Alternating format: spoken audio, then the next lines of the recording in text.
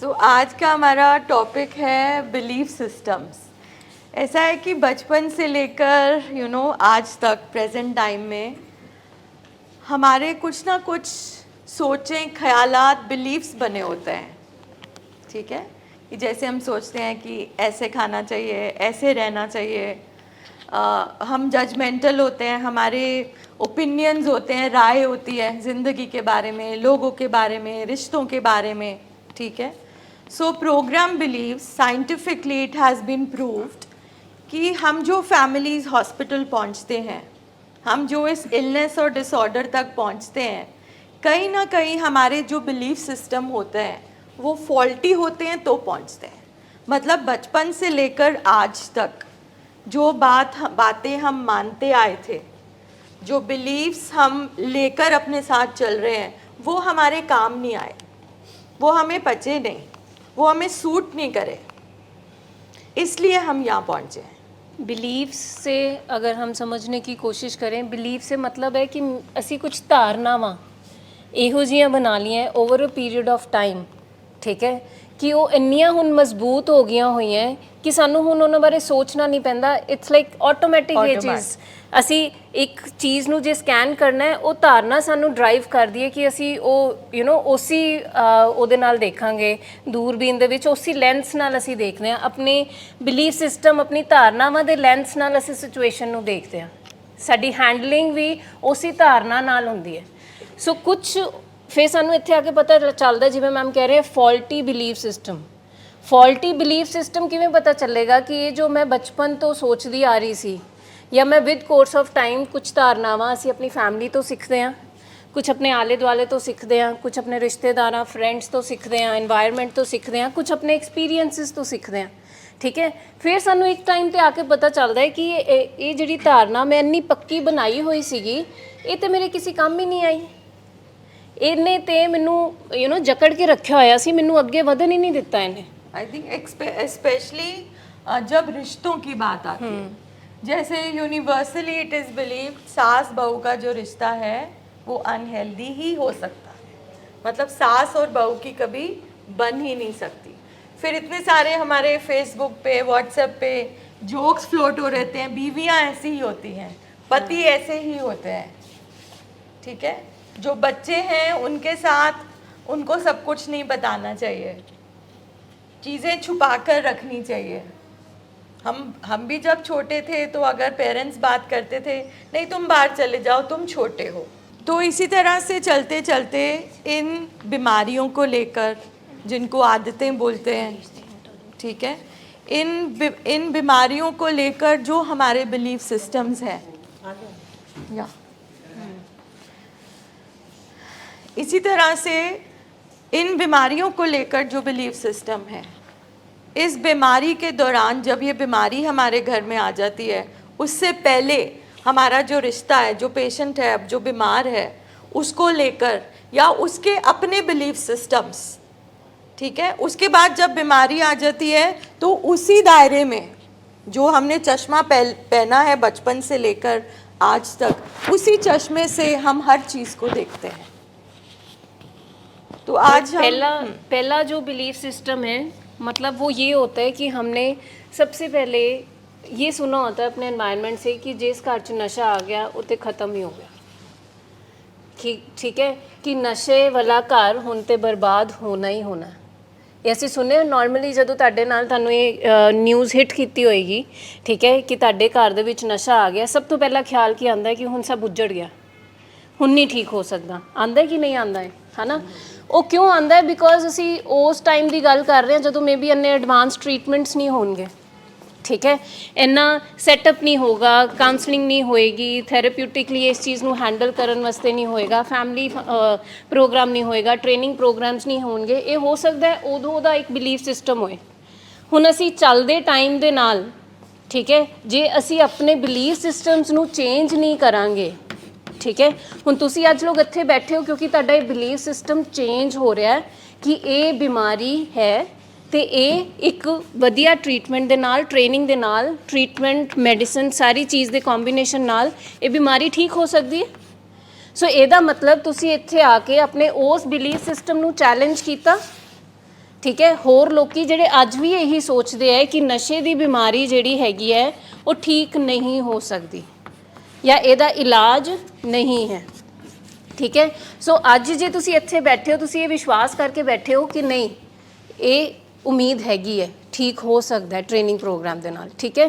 ਸੋ ਇੱਦਾਂ ਹੀ ਅਸੀਂ ਕਹਿ ਰਹੇ ਹਾਂ ਕਿ over a period of time ਜੇ ਅਸੀਂ ਬਦਲਦੇ ਟਾਈਮ ਦੇ ਨਾਲ ਅਸੀਂ ਆਪਣੇ ਪੁਰਾਣੇ ਉਹ ਬਿਲੀਫ ਸਿਸਟਮਸ ਨੂੰ ਚੈਲੰਜ ਕਰਕੇ, ਠੀਕ ਹੈ, ਅੱਗੇ ਵਧਣ ਦੀ ਕੋਸ਼ਿਸ਼ ਕਰੀਏ ਤੇ ਅਸੀਂ ਠੀਕ ਹੋ ਸਕਦੇ ਹਾਂ। ਸੋ ਦਿਸ ਵਾਜ਼ ਵਨ ਬਿਲੀਫ ਸਿਸਟਮ ਜੋ ਕਿ ਫੈਮਲੀਜ਼ ਦੇ ਵਿੱਚ ਬਹੁਤ ਜ਼ਿਆਦਾ ਚੱਲਦਾ ਹੈ ਔਰ ਉਹਨਾਂ ਨੂੰ ਟ੍ਰੀਟਮੈਂਟ ਲੈਣ 'ਚ ਡਿਲੇ ਵੀ ਬਹੁਤ ਜ਼ਿਆਦਾ ਹੋ ਜਾਂਦਾ ਹੈ ਕਈ ਵਾਰੀ, ਬਿਕੋਜ਼ ਉਹ ਇਹ ਸੋਚ ਕੇ ਇੱਕ ਲਰਨਡ ਹੈਲਪਲੈਸਨੈਸ ਆ ਜਾਂਦੀ ਹੈ ਕਿ ਹੁਣ ਅਸੀਂ ਕੁਝ ਨਹੀਂ ਕਰ ਸਕਦੇ, ਹੁਣ ਤੇ ਨਸ਼ਾ ਆ ਗਿਆ ਨਾ, ਹੁਣ ਨਹੀਂ ਠੀਕ ਹੋ ਸਕਦਾ, ਠੀਕ ਹੈ। ਸੋ ਟੂ ਸਟਾਰਟ ਵਿਦ, ਜਿਵੇਂ ਬਿਲੀਫ ਸਿਸਟਮ ਪਹਿਲਾਂ ਹੀ ਹੈ ਕਿ it's just a bad habit not a disease. ਕਿਹਦੇ ਦਿਮਾਗ ਦੇ ਵਿੱਚ ਜਾਂ ਕਿਹਦੇ ਜ਼ਿਹਨ ਦੇ ਵਿੱਚ ਪਹਿਲੀ ਵਾਰੀ ਜਦੋਂ ਆਪਣੇ ਬੱਚੇ ਨੂੰ ਨਸ਼ੇ ਬਾਰੇ ਪਤਾ ਚੱਲਿਆ ਸੀ ਤੁਹਾਨੂੰ, ਠੀਕ ਹੈ, ਸੋ ਇਹ ਚੀਜ਼ ਆਂਦੀ ਸੀਗੀ, ਤੁਹਾਨੂੰ ਪਤਾ ਨਹੀਂ ਸੀ ਕਿ ਇਹ ਬਿਮਾਰੀ ਹੈ ਸਭ ਨੂੰ, ਠੀਕ ਹੈ। ਸਭ ਨੂੰ ਕੀ ਲੱਗਦਾ ਸੀਗਾ ਕਿ ਇਹ ਇੱਕ ਆਦਤ ਹੈ ਨਾ। ਸੋ ਇਹ ਸਾਡਾ over a period of time ਇੱਕ ਬਿਲੀਫ ਸਿਸਟਮ ਬਣ ਗਿਆ। ਅਸੀਂ ਜਿਵੇਂ ਆਪਣੇ ਵਿਆਹ ਸ਼ਾਦੀਆਂ 'ਚ ਕਹਿ ਲਈਏ, ਆਪਣੇ ਫੈਮਲੀ ਫੰਕਸ਼ਨਸ 'ਚ ਕਹਿ ਲਈਏ, ਅਸੀਂ ਕਹਾਂਗੇ ਨਾ ਕਿ ਹਾਂ ਕਿਸੇ ਨੇ ਜ਼ਿਆਦਾ ਪੀ ਲਈ, ਅਸੀਂ ਕਹਿੰਦੇ ਹਾਂ ਯਾਰ ਇਹਦੀ ਆਦਤ ਹੀ ਮਾੜੀ ਹੈ ਨਾ, ਇਹਨੂੰ ਲੱਤ ਲੱਗ ਗਈ ਹੈ, ਠੀਕ ਹੈ। ਅਸੀਂ ਕਦੀ ਇਹ ਨਹੀਂ ਕਹਿੰਦੇ ਕਿ ਇਹਨੂੰ ਟ੍ਰੀਟਮੈਂਟ ਦੀ ਲੋੜ ਹੈ, ਯਾਰ ਇਹ ਬਿਮਾਰ ਹੈ, ਇਹਨੂੰ ਚੈੱਕ ਕਰਾ ਦੇ, ਕਹਿੰਦੇ ਹਾਂ ਅਸੀਂ ਕਦੀ ਵੀ ਨਹੀਂ ਕਹਿੰਦੇ, ਹੈ ਨਾ। ਅਸੀਂ ਇਹੀ ਕਹਿੰਦੇ ਹਾਂ ਯਾਰ ਇਹ ਬੜਾ ਗੁੱਸੇ ਵਾਲਾ ਹੈ, ਕੋਈ ਤੋੜ ਫੋੜ ਵੀ ਕਰ ਰਿਹਾ ਹੋਏਗਾ, ਠੀਕ ਹੈ, ਅਸੀਂ ਕਹਿੰਦੇ ਗੁੱਸੈਲ ਹੈ।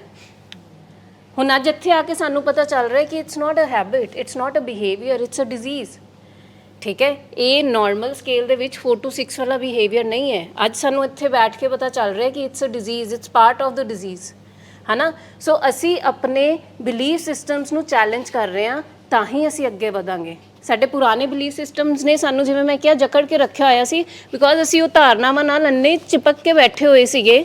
ਨਾ ਸਾਨੂੰ ਪਤਾ ਸੀ ਕਿ ਇਹਦੀ ਜਗ੍ਹਾ ਕੁਝ ਹੋਰ ਅਸੀਂ ਪ੍ਰੈਕਟਿਸ ਕਰ ਸਕਦੇ ਹਾਂ, ਨਾ ਸਾਨੂੰ ਤਰੀਕਾ ਆ ਰਿਹਾ ਸੀਗਾ, ਠੀਕ ਹੈ। Anything you would like to add to this? बस यही वाली बात कि बचपन मतलब इवन बीमारी से पहले, जैसे मैम बता रहे हैं कि कोई ना कोई स्वाभाविक बातें होती हैं, हमारे पर्सनालिटी ट्रेट्स होते हैं। जैसे व्हेन आई गॉट मैरिड तो मेरे घर में मतलब चीज़ें फेंकना गुस्से से, अगर खाना ठीक नहीं है तो प्लेट को भी फेंक देना। तो I use to ask my mother law कि ये ऐसे कैसे कर रहे हैं, आप मना क्यों नहीं करते। तो नहीं, बचपन से आदत है। सो मतलब it was taken as a normal practice कि जैसे हम बोलते हैं पंजाबी तो होते ही गुस्से वाले, पंजाबी तो गालियों के बिना बात ही नहीं कर सकते, है ना। कुछ चीज़ों को जो हम सदियों से अपने उसके अकॉर्डिंग लेते आ रहे हैं। So that is right. सबसे पहली चीज़ तो आदत है कि मतलब कि ये आदत है, ये गलत आदत है। इसमें मतलब कैरेक्टर से एसोसिएट करते हैं कि ये बीमारी नहीं है, ये उसके चरित्र से रिलेटेड है, उसके चरित्र में कोई खामी आ गई है, वो कैरेक्टरलेस हो गया है। That is what we believe in. So इस बिलीफ सिस्टम ने हमारा कैसे नुकसान किया? जब तक ये बिलीफ सिस्टम था कि it's a bad habit, it's not a disease. हम फॉल्टी बिलीफ सिस्टम्स की बात करें ना, फॉल्टी मतलब जिन्होंने साडा फायदा नहीं किया इन्ने सालों तो। सो इन्हें साडा नुकसान किवें कीता, सानू ट्रीटमेंट तक पहुंचन ही नहीं दिता, बिकॉज असी तो आदत नूं ही ठीक करते रहे ना, कदी डांट के, कदी लाड प्यार नाल, कदी छुपा के, कदी जलील करके, कदी किस तरह, क्योंकि सानू लगता रहा ओवर द ईयर्स ये आदत है और सानू लग्या असी अपने घरां च आदत ठीक कर सकते हैं, ठीक है। कोई गुस्सा चाहे तो उन्होंने डंडे नाल कुट सकते हैं या उन्होंने बन सकते हैं, उन्होंने पनिश कर सकते हैं। बड़ा कॉमन बिलीफ है, शादी कर दो सुधर जाएगा। हाँ, so this is also we have written. So ये जेडे असी हमें लगता है कि हमने इतनी लाइफ जी है, इतना कुछ हमने देखा है, तो हम क्यों नहीं अपने खुद, हम ना, हमारा बच्चा है, हमारा पैदा किया हुआ बच्चा है, तो और बचपन से हमने उसको देखा है और बचपन से हमें देखा, तो हम ही सुधार सकते तो हम ही सुधारेंगे ना उसको, कोई और थोड़ी आके सुधारेगा। ये हमारे अंदर एक बिलीफ सिस्टम है, कोई और नहीं आके सुधार सकता। हमारा ही काम है कि हम ही अपने बच्चे को सुधारेंगे। ये बहुत इनग्रेन्ड होता है हमारे में। मतलब जैसे हम कहते हैं ना, मतलब अपग्रेड करना। हमने सोचा था कि अपने बच्चे को दुकान कर लेके देंगे तो वो 12 सुबह से लेके शाम तक वहीं बिजी हो जाएगा। तो हमने सोचा था एक रेस्पॉन्सिबिलिटी दे देते हैं, उसके पास टाइम ही नहीं होगा करना पीने भी का। एक बहुत बड़ा- लेकिन हुआ क्या, उसके पास पैसा आ गया, उसने कौन सा दुकान पे गया तो उसने दुकान पे ही पीना शुरू कर दिया। सो यही चीज़ हम कह रहे हैं कि ये सारी स्टेटमेंट्स, ये जो बिलीफ सिस्टम्स हम आज यहाँ पे लिखे हैं ना, ये प्रोजेक्टर पे हमने जो डिस्प्ले किए हैं, इट्स नॉट कि हमने कहीं से सर्च करके लिखे हैं। ये वो डेली स्टेटमेंट्स और वो चीज़ें हैं जो हम फैमिली से सुनते हैं, और वो हमने यहाँ पे उतारी हैं ताकि हम ये जान सकें कि ये सिर्फ हमारी सोच नहीं है, ये हमारी पक्की धारणाएं हैं जो हमने पाल के रखी जो हुई हैं। अनहेल्दी है हमारे लिए। ठीक है, और आप हर स्टेटमेंट के पीछे एक सवाल अपने आप से ज़रूर पूछना, जैसे मैंने पूछा कि इस बिलीफ सिस्टम ने आपका नुकसान कैसे किया। जैसे पहले बिलीफ सिस्टम ने कि it's just a bad habit, it's not a disease, कैसे नुकसान किया है।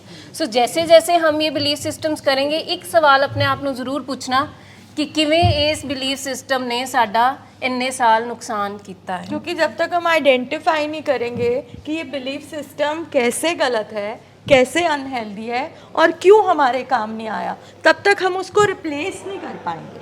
बिलीफ सिस्टम हम सबको चाहिए, ठीक है, पर जो हमारी ज़िंदगी को हेल्दी करें, जो हमारे पेशेंट को एक हेल्दी लाइफ दे। तो अब जो इतने देर से हम सोचते हैं आदत है, अगर हम इलाज के दौरान भी वही सोचेंगे तो हम रिकवरी में नहीं जा पाएंगे। कि बिलीव्स का मतलब ही ये होता है कि they are not based on facts. ठीक है, कुछ आपकी जो धारणाएं आपके अंदर इतनी गहरी, इतनी पक्की अंदर चले गई होती हैं कि आपको लगता है कि जो मैं सोच रही हूँ, ये जो मेरा नज़रिया आता है, यही बिल्कुल सच्चा है।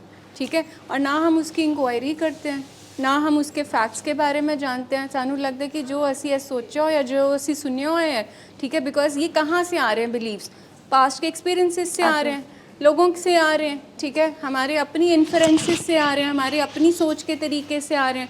तो हम इनको इतना सच्चा मान लेते हैं कि जो फैक्ट्स होते हैं हम उनको चेक करना ही नहीं देखते, ये है क्या। किसी ने कोई ओपिनियन बना दिया, आप कोई 15-20 साल उस ओपिनियन के साथ इतना अटैच्ड हो गया, उसको लगता है कि जो मैं सोच रहा हूँ मेरा ओपिनियन ही सच्चा है, रादर देन कि मैं इसकी इंक्वायरी करूँ। तो ये जितने भी बिलीफ सिस्टम्स हैं, ठीक है, तो ये धारणाएं हम सब ने अपने पास्ट एक्सपीरियंसेस से, हमारी सोशल कंडीशनिंग से, हमारे आसपास के माहौल से हमने सीखी हुई है, हमारे अंदर बैठ गई हुई है। इट्स नॉट डेलिबरेटली कि हमने इनको होल्ड करके रखा हुआ है, बट सब कॉन्शियसली ये हमारे साथ चल रही है। एक ऑटोमेटिक प्रोसेस बन गया, हम कॉन्शियसली नहीं भी सोचे, वो धारणा ने इमीडिएटली वैसे ही आ जाना है। और देखो, हम जब अपनी लाइफ्स की बात करते हैं, ठीक है, सो हम कोई 10, 15, 20 साल वाला कोई गैजेट यूज़ कर रहे हैं, कोई एग्रीकल्चर, इतने बड़े लोग ने जो एग्रीकल्चर च है, असी किन्नियां हुण नवीं मशीनरीज यूज़ करते हैं ना एग्रीकल्चर च, है ना, नवे फोन आ गए, गड्डियां आ गईयां, ठीक है, तरह तरह के गैजेट्स आ गए अपने आप नूं करन लई। असी अपनी लाइफ नूं कितना अपडेटेड रखते हैं। एक बड़ा वो एक मतलब हंसी वाला एग्जाम्पल मुझे याद आया जब बबलीन मैम ने गैजेट्स की बात करी। मेरी एक फ्रेंड है, उसकी और उसकी सास की एक गैजेट को रिलेटेड ही लड़ाई होती है, और वो लड़ाई इस हद तक पहुंच जाती है कि घर का जो एटमॉस्फेयर है वो बदल गया। अब वो एक छोटी सी चीज़ है कि अब मेरी फ्रेंड वर्किंग है, उसके पास इतना टाइम है नहीं है, मतलब होता, तो उसकी जो सास है वो चाहती है कि अगर साग बने तो वो पुराने तरीके से, वो पहले 3 घंटे उसको घोटे, ठीक है, अब वो कुकर वाला साग नहीं खाना चाहती है। मतलब मैं बता रही हूँ, ये गैजेट की बात है ना। अब उन दिनों हाउसवाइफ्स थी, है ना, वो और कोई काम नहीं करती थी, ना बच्चों को इतना होता था, ना इतनी दुनियादारी थी, ना आप वर्क कर रहे हो। तो अब यू डोंट हैव टाइम। अगर आपको सुबह 9:30 10 बजे ऑफिस पहुंचना है, यू कांट एक्सपेक्ट कि 4 बजे सुबह उठकर एक पर्सन काम करना शुरू कर दे। तो ये भी एक बिलीफ सिस्टम है कि हमारे ज़माने में तो ये होता और ये बिलीफ सिस्टम है, बहुत सारी टेंशन्स क्रिएट करता है रिलेशंस में। देखो, जिस हिसाब से हमारी टेक्नोलॉजी कर रही है ना, हमारी लाइफ्स इजी हैं, बट किसने इजी नहीं होने दी, बिकॉज हमारा बिलीफ सिस्टम्स पुराने हैं। Why it is so complicated today. ज़िंदगी वैसे बहुत सिंपल है, why we feel it is very complicated today, because हमने उन सारी चीज़ों, टेक्नोलॉजी के साथ तो ईजी कर ली है ना, बट हमने अपने बिलीफ सिस्टम, अपनी सोचों के साथ हमने वो अपडेट नहीं किया अपने आप कि को। B for beliefs, B for your behaviour. आपके बिलीव्स आपके बिहेवियर को कहीं ना कहीं शेप अप करने ही वाले हैं। ठीक है, if there is a belief I am a vegetarian, तो मेरा बिहेवियर भी तो वैसा ही होगा ना कि wherever I go I ask first कि do you serve vegetarian food है, because belief and behaviours they go together. हमें पता ही नहीं लगता, मतलब जो हम होल्ड करके बैठे हैं इतनी कन्विक्शन के साथ किसी चीज़ को, वो कहीं ना कहीं मेरे स्वभाव के ऊपर इन्फ्लुएंस अफेक्ट करेगी करेगी। अब बिलीफ है कि नहीं साग जी कोटे हुए खाना है, तो नेचुरली बिहेवियर क्या निकलेगा कि यू विल हैव दैट, मतलब तसल कि नहीं मुझे नहीं खाना। अब बिलीफ किसी चीज़ का भी ले लो, अब बिलीफ ही हम कह रहे हैं कि यहाँ पे ये आदत है। अब बिलीफ अगर मेरे अंदर ये पक्का धारणा बैठी हुई है कि ये बीमारी नहीं आदत है, तो मेरा ट्रीटमेंट के लिए अपने आप परसेप्शन ही बदल जाएगा। मानेंगे ही नहीं बीमारी है। सो दैट इज़ वॉट, मतलब कि हमें अपने बिलीव्स की इंक्वायरी करनी है। अगर हमें लगता है कि बिलीव की इंक्वायरी करने के बाद ये हमें सपोर्ट कर रहे हैं, ठीक है, हमें हेल्दी वे हमारी लाइफ को दे रहे हैं, तो go head stick to that belief.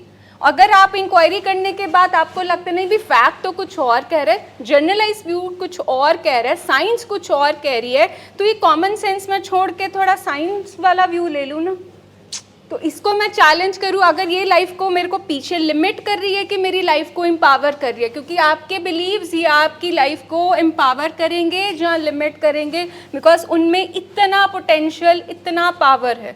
So every thought that comes कि जो आपने होल्ड करके रखी हुई है इतनी कन्विक्शन के साथ, उसकी इंक्वायरी करना बहुत ज़रूरी है, क्योंकि they are going to affect your behaviours. Right, but somehow क्या होता है कि बिलीफ सिस्टम्स हम बोल रहे हैं, ज़िंदगी में कभी एक बिलीफ सिस्टम के साथ नहीं हम चल सकते। तो जब हमारा ये बिलीफ सिस्टम आया ना कि मुझे अपनी लड़की को इंडिपेंडेंट बनाना है, तो एट द सेम टाइम आपको ये बात भी एक्सप्लोर करनी है कि आपने एक अल्कोहलिक फादर को देखा, ठीक है। सो घर में मतलब जो एटमॉस्फेयर था, जाहिर है वो एनवायरनमेंट वो हेल्दी नहीं हो सकता, ठीक है।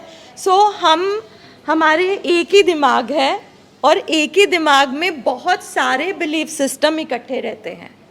तो हमें ये देखना है कि कहीं सिर्फ पढ़ाने के चक्कर में जो मेरी अपनी को डिपेंडेंसी थी, क्या वो मेरी ही ख्वाहिश तो नहीं थी, ठीक है। अब वो अगर लड़की को इतने एक्सटेंड तक सिर्फ पढ़ाई पे फोकस किया, क्या हमने उसके इमोशंस पे फोकस किया? क्योंकि मेरे इमोशंस भी अनहेल्दी थे, ठीक है। सो कहीं ना कहीं what your daughter is suffering right now is also because of that. तो यहाँ पर बैठ के हम अपने बिलीफ सिस्टम्स को आइडेंटिफाई करते हैं, अगर वो अनहेल्दी हैं किसी तरीके से उनको चैलेंज करते हैं और उनको हेल्दी बिलीफ सिस्टम से रिप्लेस करते हैं। We have only focused on IQ और academic performance. things. Actually So second, actually क्या होता है कि 80% जो हमारी पॉपुलेशन है ना, 80% ऑटोमेशन पे लगी होती है, ऑटोमेटिक नेगेटिव थॉट्स होते हैं 80% लोगों में। इट्स नॉट कि उनको कोई डिसऑर्डर है नहीं है, हेल्दी पीपल ऑल्सो। तो वो जो ऑटोमेटिक नेगेटिव थॉट्स है ना, वो हमारे बिलीफ सिस्टम्स को गवर्न करते हैं कहीं ना कहीं। और ये जो बिलीफ सिस्टम है, हम ये देख रहे हैं कि नेगेटिव बिलीफ सिस्टम है हमारे कि पॉजिटिव बिलीफ सिस्टम्स हैं। हम मोस्टली नेगेटिव बिलीफ सिस्टम के अंडर इन्फ्लुएंस्ड होते हैं। मैम ने जैसे अभी शुरू किया था कि हमने पहले ही सोचा होता है कि नहीं होना, मैं हेल्पलेस हूँ, मेरे से होना ही नहीं है, ये बीमारी घर में आ गई है। तो वो बीमारी जो घर में आ गई, हमें लगता है हम ठीक कर ही नहीं सकते हैं उसको, तो उसको हमने कैसे पॉजिटिवली चेंज करना है। So coming to the second one, जिससे बहुत फैमिली शुरू में मुझसे नाराज़ हो जाती हैं। क्या होता है जब ये बीमारी घर में आती है, तो अगर माँ बाप हैं तो मोस्टली फादर्स बोलते हैं तेरे प्यार ने बिगाड़या, ठीक है।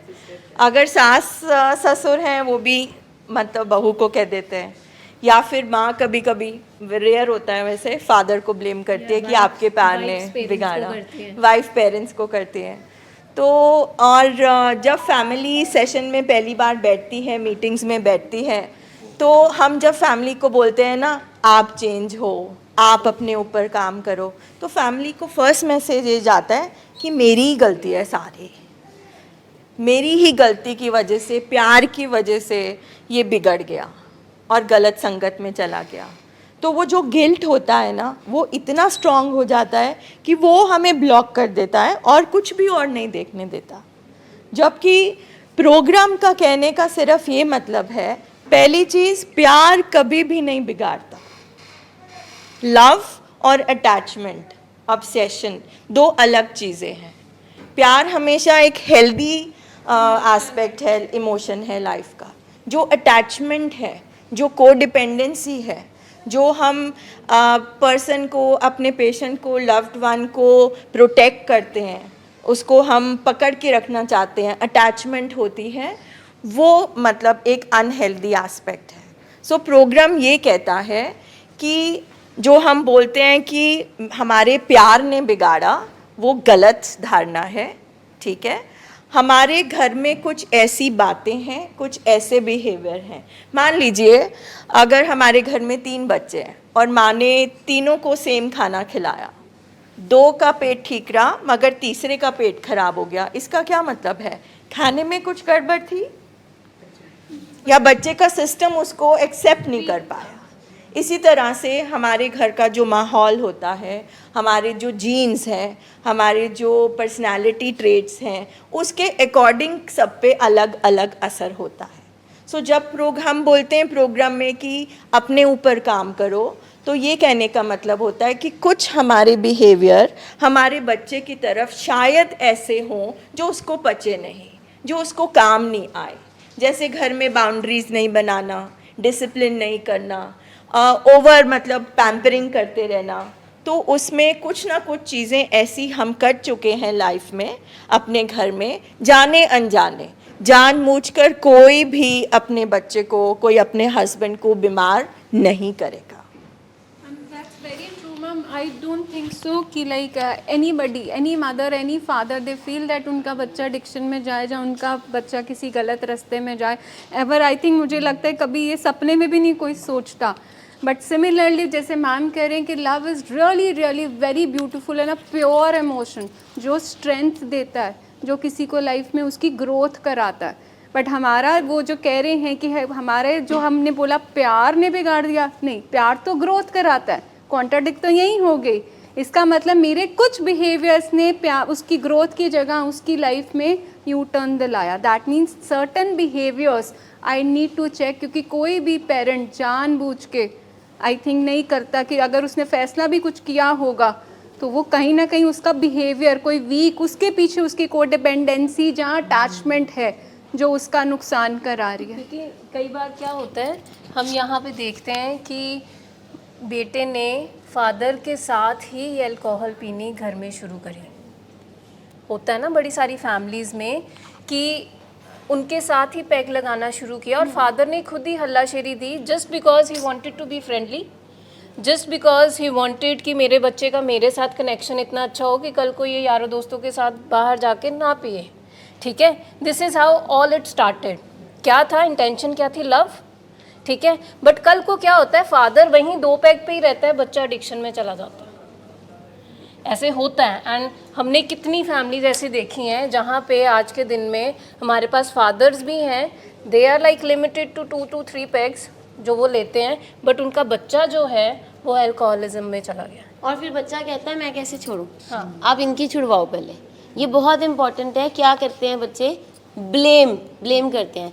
और जितने भी पेरेंट्स यहाँ पे बैठे हैं, आई थिंक जब से हमने ट्रीटमेंट शुरू किया है, जब हमने डाटा इंटरवेंशन की है या कन्फ्रंटेशन की है या कुछ भी किया है ना, उसमें बच्चे ने कहीं ना कहीं कोई ना कोई पुरानी बात ऐसे लेके आए हैं ब्लेम करने में, वो उनकी इमोशनल पेन रही है। अब कोई बच्चा, अगर आपको बहुत सारी बारी होता है कि आज वो 25 ईयर्स का है, पर वो कहता है आपने 8 साल में मुझे मारा था, मेरे फादर ने मुझे बेल्ट से मारा था, मेरे फादर ने मुझे स्टिक से मारा था, इन्होंने मुझे ऐसे किया था।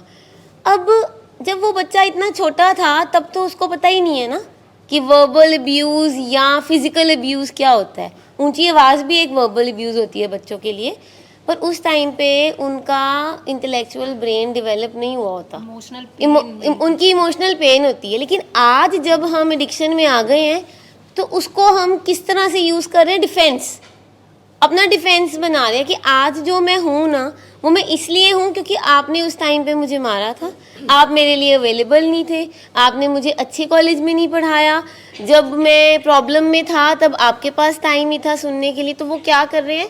वो पेरेंट्स में गिल्ट इंड्यूस कर रहे हैं। हमारे जो पेशेंट है ना, वो मैजिशियंस होते हैं, हम कहते हैं जादूगर होते हैं, उनमें इतना जादू होता है ना कन्विंस करने का। वो पेरेंट्स को इतना अच्छा कन्विंस कर लेते हैं और इतना अच्छा घुमा लेते हैं कि पेरेंट्स को भी नहीं पता लगता, वो अपनी इमोशंस में वही जाते हैं। सो ये हमने रिकग्नाइज करना है, ओके ठीक है, उस टाइम पे अगर कुछ हुआ ऐसा जो शायद आपको याद भी नहीं है, उसने पेन दिया है मतलब, ठीक है? that also you have to- हाँ, वो जो पेन हमसे हुई है वो हमें जाने में नहीं हुई है, लेकिन वो आज भी उसको कैरी फॉरवर्ड कर रहा है। क्यों?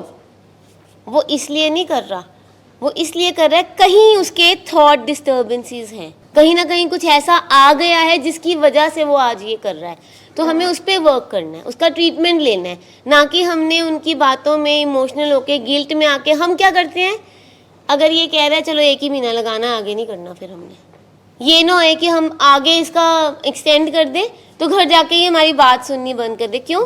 क्योंकि कुछ पेशेंट ये भी बोलते हैं आज से आप हमारी माँ नहीं हो, आज से आप मेरे फादर ही नहीं हो, हमारा तुम्हारा कोई रिश्ता ही नहीं है, जाओ जो करना कर लो, फिर मैं आपको बताऊंगा 3 महीने बाद मैं बताऊंगा मैंने क्या करना है। सो ये उसका बिलीफ सिस्टम बना हुआ है, ये उसका मिस्टेकन बिलीफ है, उसमें हमने बीइंग फैमिली कैसे काम करना है, दैट इज़ इम्पोर्टेंट। और वो उसको बोलते हैं कि तू भी नशा कर, या मतलब नशा करके वो जाहिर है नशा कुछ तो देता है कि आप वो हाई महसूस करते हो। तो वो सबको जब ऐसे देखता है और जब उसके फ्रेंड उसको ऑफ़र करते हैं कि तुम भी कर लो, ठीक है, और वो एक बार तो ना बोलता है, फिर जब वो देखता है सब बड़े हाई में है तो वो कर लेता है। इसका क्या मतलब? कोई भी आपके मुंह में नशा नहीं डालता है, यानी कि वो जो हाई बाहर महसूस कर रहे हैं शायद उसके पास भी नहीं है, तो वो करके वो इंजॉय करना चाहता है। तो इसमें क्या हुआ कि कुछ ना कुछ आपके अंदर कमी है, कुछ ना कुछ आप ढूंढ रहे हो। अगर आप अंदर से पूरे होते तो आप नहीं ढूंढने की कोशिश करोगे। This is one situation. Second situation में एक बच्चा ऐसी कंपनी में पहुंचता है जहां सब नशा कर रहे हैं, वो उसको ऑफ़र करते हैं तुम भी करो, कह रहे नहीं ये ठीक नहीं है, मुझे नहीं करना, या जो भी रीज़न देता है। अब उसके बाद दूसरी बार एक दोस्त बोल देता है तू मर्द क्या हुआ जो नशा ना करे, ठीक है। तो अब इससे क्या हुआ, उसकी ईगो को ललकारा गया, यानी कि उसको अपना सेल्फ एस्टीम उसका लो है, उसको अपने ऊपर कॉन्फिडेंस नहीं है, तो वो किसी के भी ललकारने पे भड़क गया और सिर्फ दिखाने के लिए कि मैं भी मर्द हूँ उसने नशा कर लिया। अब इस सूरत में भी किसी फ्रेंड ने उसके मुंह में नहीं डाला, पर यानी कि अंदर उसको कोई ना कोई चीज़ चुभी, वो कॉन्फिडेंट नहीं था जिसकी वजह से हुआ। मैम कई बार तो you wanted to become the part of that group. Yes, आपको peer अप्रूवल pressure। चाहिए होता है, ठीक है, पीयर प्रेशर में कि आप मैं acceptance अकेला ना चाहते रह हो। जाऊं, Fear of being ठीक left है। alone। और वो इतना सोशल अप्रूवल ये फ्रेंड सर्कल में चल रहा होता है कि हमें लगता है कि यार मैं तो अकेला रह जाऊंगा, ये 10 इकट्ठे हो जाएंगे तो यही सारे मतलब कैंट बंदे, कैंट ग्रुप यही कहलाएगा, तो अब I will be left alone. तो उस अप्रूवल के लिए ना चाहते हुए भी out of like we do it. अब अप्रूवल भी हमें तब चाहिए जब हम सेल्फ को अप्रूव नहीं करते। हम खुद सेल्फ एस्टीम हमारी लो है, हम खुद को किसी भी सिचुएशन में लो फील करा रहे हैं, हमारे अंदर लगता है कि मैं वैसा नहीं हूँ जैसे बाकी लोग हैं, हमारी सेल्फ कंपैरिजन जब होती है बाकियों के साथ तो वो हमें ले जाती है, और जेनेटिकली भी हम कहीं ना कहीं प्री डिस्पोज होते हैं, तब भी हम चले जाते हैं।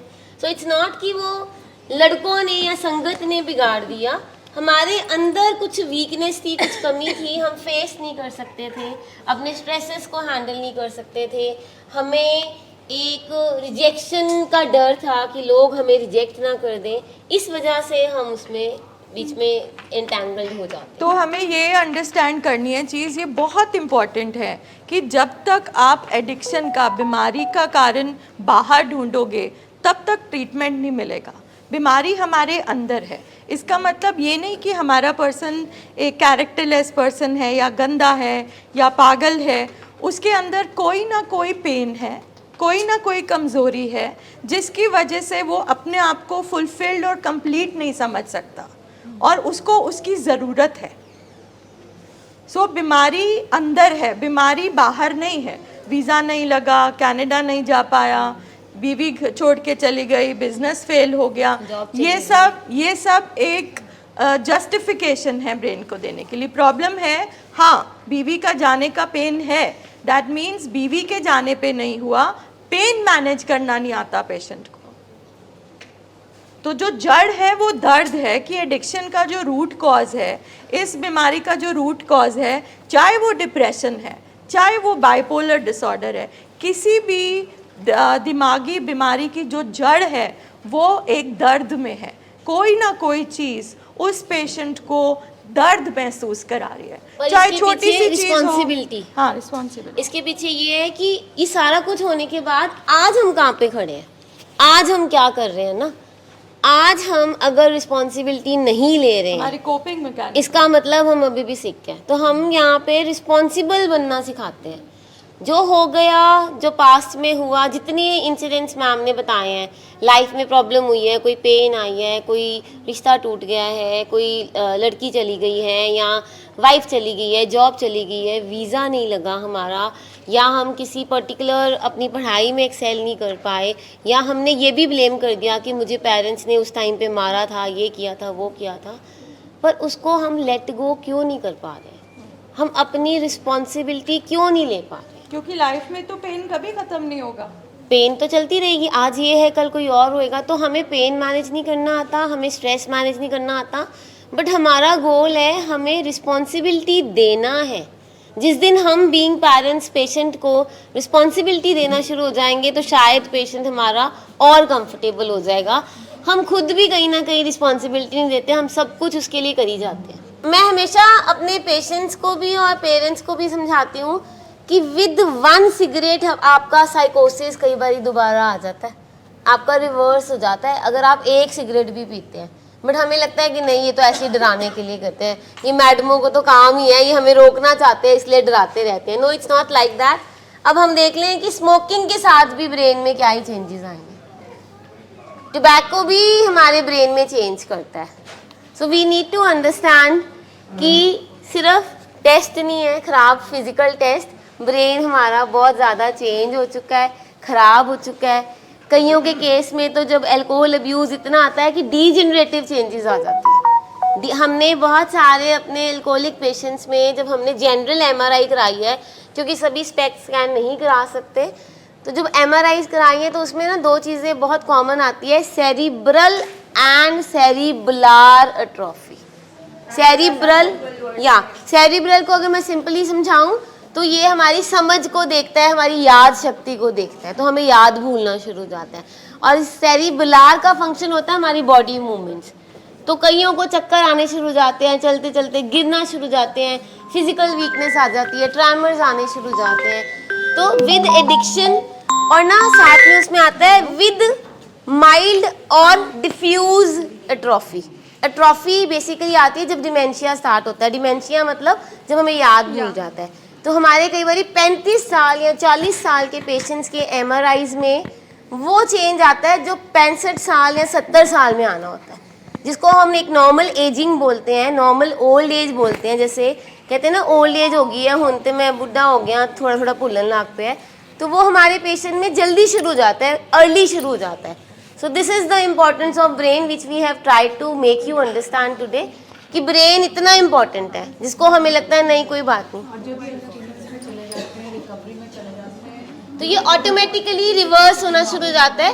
देखो मैम, जो तो एट्रोफिक चेंजेस आ जाती हैं वो पूरी तो नहीं चेंज हो सकती। अगर मैं जनरल टर्म्स में बोलूँ तो ब्रेन के सेल टूटने शुरू हो जाते हैं, तो जो टूटने शुरू हो गए हम वहीं पे उसको रोक सकते हैं कि आगे तेज़ी से ना टूटे। और विद द हेल्प ऑफ, और ये जवाब आपका ये भी है कि दवाई कितनी देर, दवाई इतनी देर जितनी आपकी खराबी है। अगर हम कंटिन्यूटी मेडिसिन लेते हैं और हमारा बिहेवियर, मूड सब कुछ ठीक रहता है, so there is no need to ask कि 1 साल खानी है कि 2 साल खानी है कि 2.5 साल खानी है। 2.5 साल एक एवरेज है जो कि बताया गया है साइंटिफिकली कि 2.5 साल तो हमें ट्रीटमेंट में रहना ही चाहिए। बहुत सारे पेशेंट्स पहले भी बंद हो जाती हैं दवाइयाँ, क्योंकि वो काउंसलिंग लेते रहते हैं लगातार और अपने ऊपर मैनेज करते रहते हैं। जहाँ पे लाइफ में कोई स्ट्रेस आता है, हमारे अभी भी बहुत पेशेंट हैं जिनको 1 ईयर हो गया या 2 ईयर्स हो गए हैं, those who have already recovered, आज की डेट में भी उनकी लाइफ में कुछ स्ट्रेसर आता है तो सबसे पहले वो डॉक्टर साहब से बात करते हैं कि अब ये वाला स्ट्रेसर है तो हमें लग रहा है कुछ मूड में चेंजेस आ रहे हैं, तो हमें क्या करना चाहिए। सो हेल्प आपने सीख करनी है, हम आपको बस तरीके बता रहे हैं कि किस तरह से करना है।